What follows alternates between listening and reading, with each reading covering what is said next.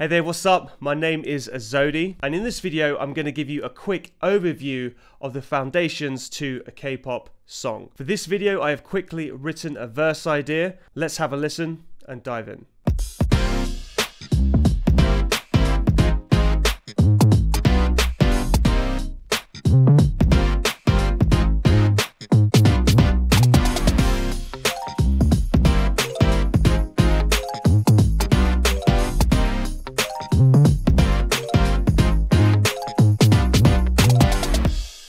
K-pop is one of the most creative genres I've ever written in, and once you get the fundamentals down, you really have a whole world open up to you as a producer or songwriter. So what makes K-pop different from Western pop? Generally, the roots of K-pop stem from R&B and hip-hop, and one of the leaders to really drive this movement forward back in the 90s was Seo Taiji and Boys. K-pop is not actually a genre, it's an idea. It hosts a multitude of several genres under the same umbrella, which we call K-pop. You structure sections differently to cater for each member. Usually a popular one in verse 2 or the bridge is to have a rap section. Generally you want to double the amount of ideas you put into one song versus the Western song, something like chord progressions all the way up to just general development of the song, more vocal harmonies and whatnot. We want to have a hip-hop beat, jazz chords, pop vocal.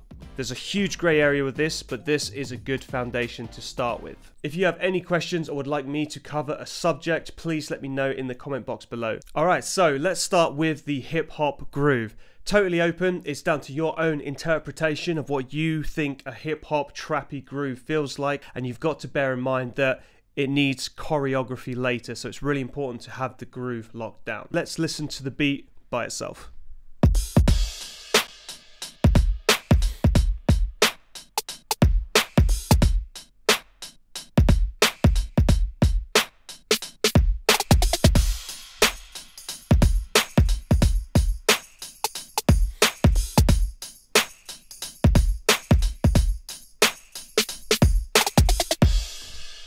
It's really important to think about your sample selection when choosing the parts to your song. You want everything to feel like they all belong together and they're not randomly plucked out of the air. You really want to create an ecosystem of presets and samples within the track just because it makes the song coherent overall. Now the catch with preset and sample selection is I can't teach you, and it's down to your own judgment and just experiencing it, writing it and listening to what others are doing. At the beginning I really struggled, but I found over time, the more I practiced, and I noticed that everything kind of naturally started to glue together without having to do much signal processing later on down the line. So let's have a look at the kick from Groove Agent.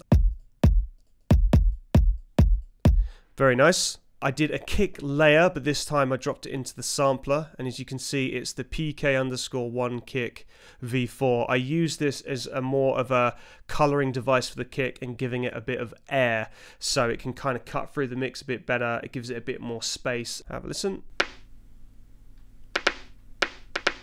For the snare I used the Trap Snare 04, which I got in the HipHop pack. Cool, and then I layered it with a clap, 04 clap hit, this one.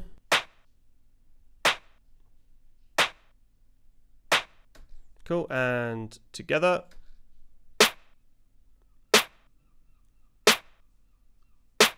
Then I layered every other snare hit with just a finger click like that. Now generally when I'm writing, and this doesn't just go for drums, this goes for every element, I always have to split the section into halves. So we've got the first half here and the second half, and it's really important to show the listener that something is picking up and developing. So on the second half, or the repeat of the chord progression, I'll introduce subtle new elements, and this is really fun, really creative process. There's loads you can do here. So for me, what I did on the drums alone is I doubled the finger click to hit every snare hit as opposed to the every other snare hit. And all I did is I jumped into Groove Agent and I pulled up an R&B tambourine. Like that. And just it enhances the groove, it's subtle, it kind of lifts it. So as a general rule of thumb, every time a section repeats like a chord progression, always try and bring in something brand new to please the listener and to show them that the song is moving forward, okay?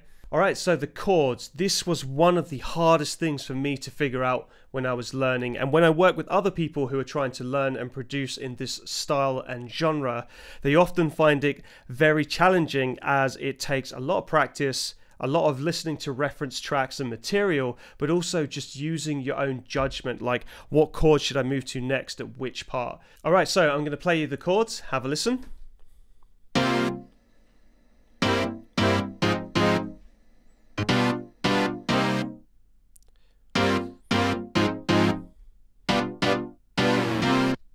A real straightforward way of making something sound jazzier is to simply add a 7th or a 9th on top of the existing major or minor triad without going into too much theory and detail. This is a great place to start. One feature that I use in like all my songs is the chord track. Not only does it tell you what chord you're playing, but it provides a good guide to when you're trying to create melodies, bass lines, and especially when you start to have more and more files and the project gets a bit more busy, it's really good to refer to the top of the page and see the chords, as they can also be doubled up with markers and stuff to really help you guide you through the project. Cool, so for an example, if you highlight the chord that you've just played in, and if you look over here, C sus 4/7. Now all you have to do, click that, and as you can see, it pushes it up into the chord track in exactly the right position.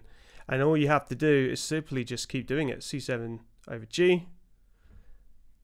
And then in the next chord, highlight it, check it, put it over. You have to do, I mean, don't have to check it, but if you want to. And then same again over there.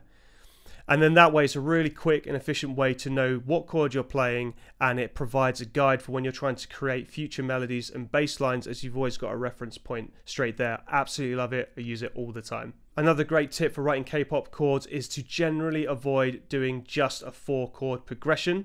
Absolutely fine in the West, but in Korea you want to do a little bit more. In this verse alone, I have 6 chords, and that I'll probably switch them up in the pre-chorus and chorus. So if you pay attention to the chord track here, you've got 1, 2, 3, 4, 5, 6, and then we repeat the ending as the same there.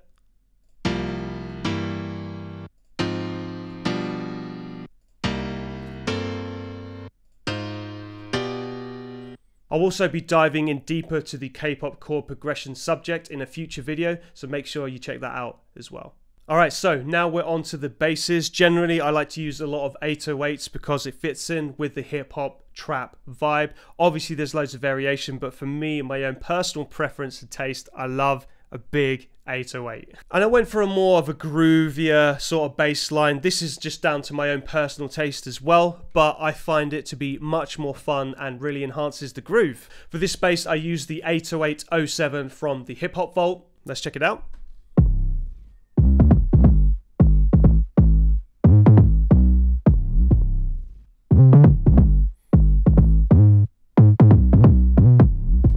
So one of the core fundamentals to writing a bass line, and I'm sure a lot of you guys know this, but for those who don't, it's really important you lock your bass in with the kick drum.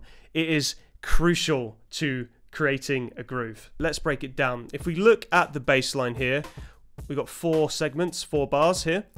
So this section here is A, this one is B, this one is A, this one is C. The only difference with this A is that I've taken these 2 notes and just bumped them up 1 octave for a slight bit of variation. But that is it. It's quite an easy way to put melodies and bass lines together as well as hooks. And there you have it, a quick overview and foundation to a K-pop song. It's really important that you try everything that you learned in this video out, whether it's the beat, the bass, or the chords, and just play around and just have fun with it. Listen to more current and trending K-pop, as this will help you develop your own ideas and have better judgment when approaching your own K-pop productions. Thanks for watching the video. I hope you learned something cool, and for more tutorials like this one or anything related to Cubase, hit that subscribe button. I'll catch you again soon.